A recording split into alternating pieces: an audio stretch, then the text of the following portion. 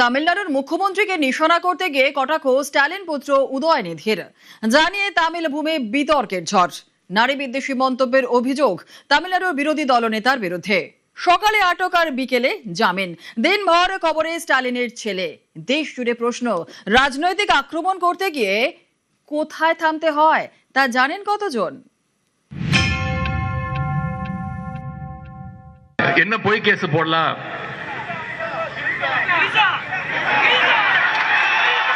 எங்க தண்ணி வருதோ இல்ல அங்க தண்ணி வரணும். காவிரி சொன்னேன்.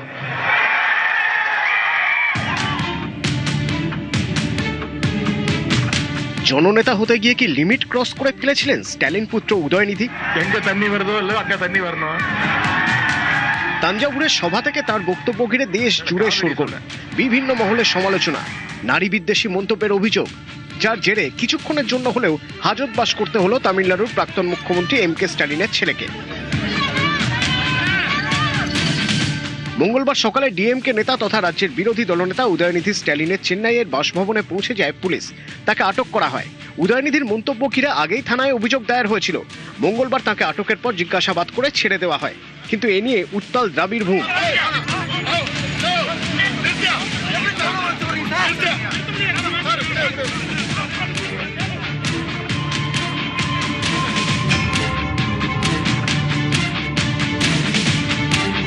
বিতর্ক এমন জায়গায় পৌঁছেছে যে সোশ্যাল মিডিয়ায় এখন অনেকে উদয়নিধিকে ভালগার নিধি পর্যন্ত বলছেন। শুরুটা হয়েছিল তামিলনাড়ুর তাঞ্জাভুরে ডিএমকের এক প্রতিবাদ কর্মসূচি ঘিরে। সেখানে কাবেরী নদীর জলবন্টন নিয়ে বিজয় সরকারকে আক্রমণ করছিলেন উদয়নিধি। মুখ্যমন্ত্রী বিজয় উদাসীন বলেও অভিযোগ করেন। তখন হঠাৎই সভাস্থলের ভিড় থেকে তৃষা তৃষা স্লোগান ওঠে। আপনার মনে প্রশ্ন জাগতেই পারে, কে তৃষা?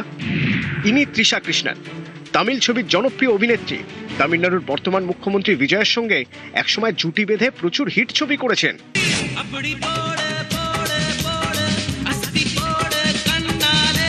অনস্ক্রিন কেমিস্ট্রি 2 দশকের, অফস্ক্রিনেও দুজনের রসায়ন চর্চায় থাকে। মুখ্যমন্ত্রী পদে বিজয়ের শপথ গ্রহণ অনুষ্ঠানেও দেখা গিয়েছিল তৃষাকে।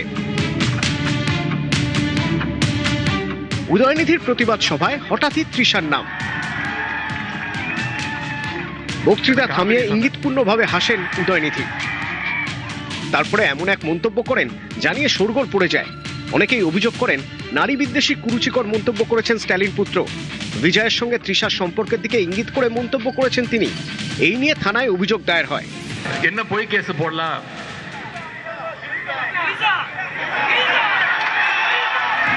ডিএমকে নেতাও আগাম জামিনের আর্জিতে মাদ্রাজ হাইকোর্টের দ্বারস্থ হন।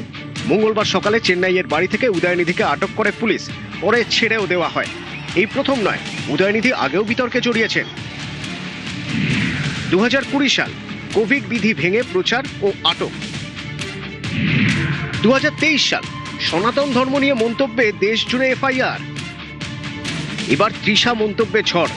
অনেকেরই প্রশ্ন, রাজনৈতিক বিরোধিতা এবং ব্যক্তিগত আক্রমণ, এই লক্ষণ রেখা কবে বুঝবেন নেতারা? নিউজ 18 বাংলা।